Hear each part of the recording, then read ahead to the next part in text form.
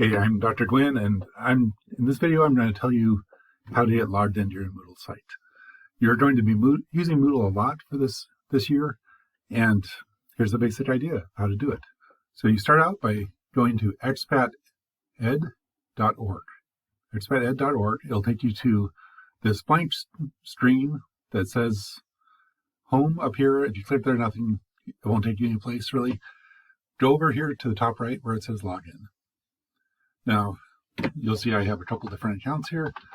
So you'll type in your username. If you're a student, your username is your last name with an underscore. The underscore is this symbol, the low down underline thing. If you're a student, your username is your last name, your first name, underscore, then the first letter of your last name. Now, I created kind of a dummy account here, so I'll just use my first name. But since my last name is Gwynn, if I were a student, I'd have a username like that, Randall_G for Gwynn. But you'll have that. You'll have in your email information about how to log in, and with that, it'll tell you your password. So I'll just go ahead and put my password in, and no, I won't show it right now.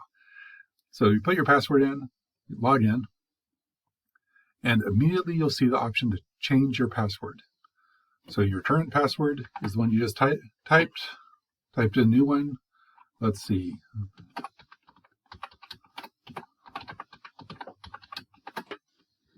And let's see, you must change your password.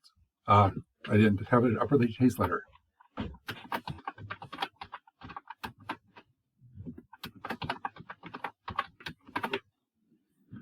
Try it again. Okay, now it tells up here, it'll say the name that you have in the computer system.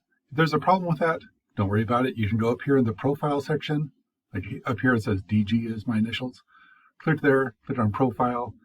You can change your name and your email address there if you want to have a different email, or if the spelling's wrong for your name or something like that, just go up here. You also see up here there are grades. You might want to check that as we go through the course. Calendar, private files, and so on. Click on continue. Now this part, I'll go ahead and say, I'll let you take the tour if you want to, but for this little course right now, it doesn't say anything that's due in the next month. That's because I'm not registered for any courses. When you log in as students, you should see the courses that you're assigned to right here.